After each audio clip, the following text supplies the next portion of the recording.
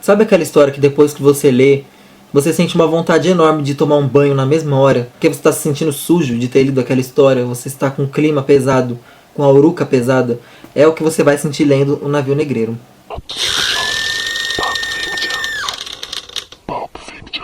Olá, vamos falar hoje de mais um conto nacional de terror. Nós vamos de Navio Negreiro, do César Bravo. Na verdade é uma novela, porque ele é bem maior do que um conto seria, tá? Essa aqui é a capa, tá? Tá disponível na Amazon.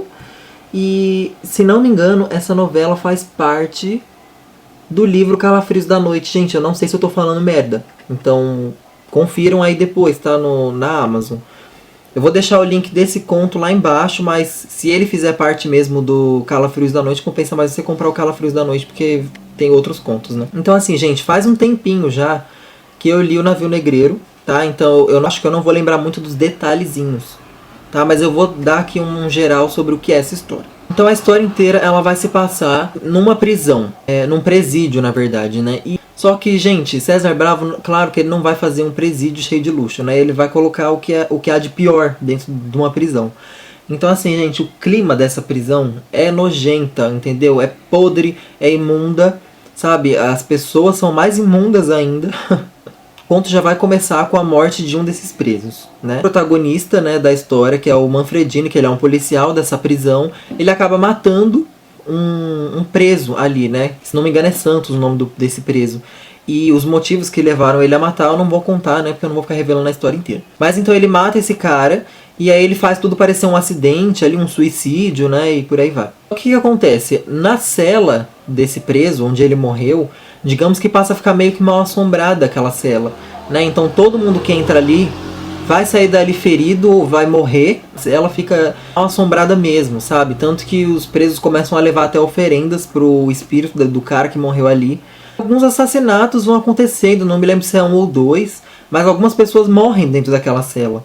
E aí então o Manfredini, que é o policial que matou o cara, né, começa a ficar desconfiado, né? Ele começa a achar estranho tudo aquilo. E aí é claro que a gente vai ter então uma história de vingança, né? A vingança maligna do espírito do cara que morreu ali. E os motivos que vão levar a essa vingança, ao espírito desse cara meio que querer se vingar, é uma coisa muito original, assim, é muito legal a explicação que ele dá pra isso.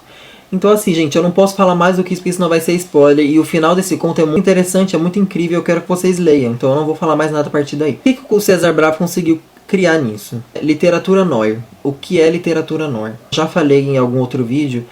É aquela história que vai se passar no submundo, sabe? Na decadência da sociedade, vai se passar num ambiente totalmente distópico, num clima pesado, com personagens escrotos. Tudo que tem de ruim, sabe, no mundo, isso é literatura noir. É o clima tenso, sabe, pesado.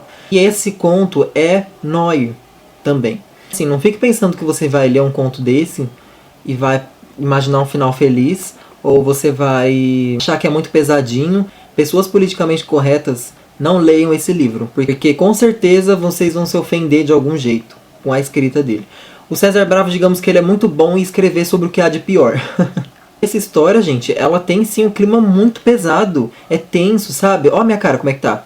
Tenso, sabe? A prisão que ele descreve é um clima totalmente imundo, sabe? E ele fala um pouquinho de tudo que acontece ali, dos estupros, sabe? E ele conta aquilo sem papas na língua. Ele fala mesmo, entendeu? É um presídio, claro que o clima não vai ser dos mais agradáveis, né? Mas o Manfredini é um personagem totalmente imundo, e nojento, e podre. Então ele sai daquela prisão e vai pra casa dele. Aí você... finalmente você dá um respiro, né? Caramba, saiu daquela prisão. A casa dele é pior que a prisão. A casa dele é pior do que aquele ambiente que ele trabalha. Entendeu? É imundície. Como eu falei, é aquele livro que você depois de ler você vai tomar um banho, porque você tá se sentindo sujo. Mas assim, gente, isso é uma coisa muito genial, porque é muito raro eu conseguir ler alguma coisa que me faça sentir, sabe? Que me faça ter qualquer tipo de sensação. Como eu sou acostumado a ler muito livro de terror, eu geralmente não sinto medo nenhum. Eu sinto às vezes um pouco de agonia da escrita, né? Mas eu não sinto medo. Já o Navio Negreiro, ele não pra mim não é um livro de terror, embora o final tenha umas ceninhas bem de terrorzinho ali. Mas pra mim não é um terror.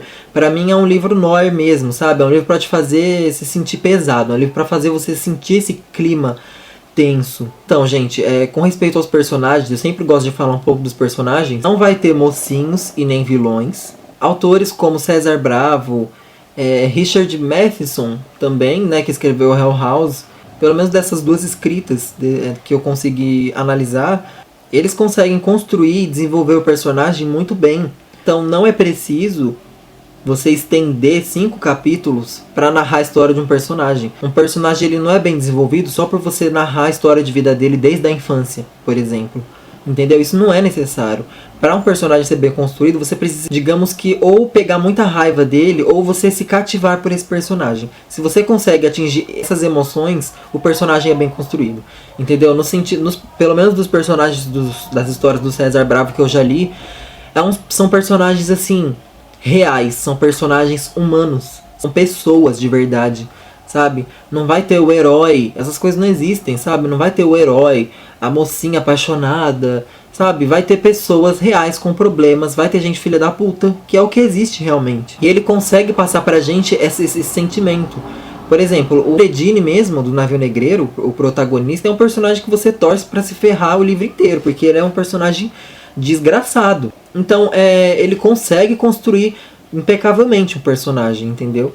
Então você não precisa narrar a história inteira de um personagem que vai aparecer 3 minutos na história pra morrer depois, sabe? Não é necessário isso, gente. Isso pra mim não é construir personagem, desculpa, mas não é. Agora você pega uma história dessas aqui, por exemplo, né, Navio Negreiro. Como é uma novela, não vão ter muitos personagens, mas os que tem, os que vão participar bem da história, são super bem construídos. Consegue analisar o psicológico daquela pessoa, entendeu? Mesmo quando ela tá se ferrando legal, quando ela tá tomando na tabaca, você consegue entender o que aquela pessoa tá sentindo. Por mais que você tenha a repulsa dela, você consegue entender, você consegue se colocar no lugar daquela pessoa e pensar, caramba, eu não queria estar na sua pele, cara. Tô cansado de ler, livro de romance, sabe? YA. Tô cansado disso, eu quero ler uma coisa mais pesada, uma coisa pra me fazer esquecer os meus problemas. César Bravo.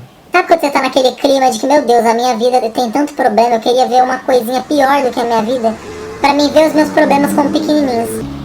César Bravo. É isso, gente. Espero que vocês tenham gostado da dica, tá?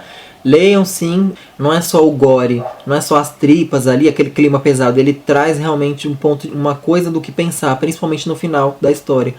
Sabe, você fica com a pulga atrás da orelha, você fica pensando, caramba, eu acho que eu tenho o meu lado podre também, sabe? Então é isso, gente. Espero que vocês tenham gostado. O link vai estar lá embaixo se você quiser comprar essa história pra você poder ler essa novela, né? Isso aí. Até a próxima.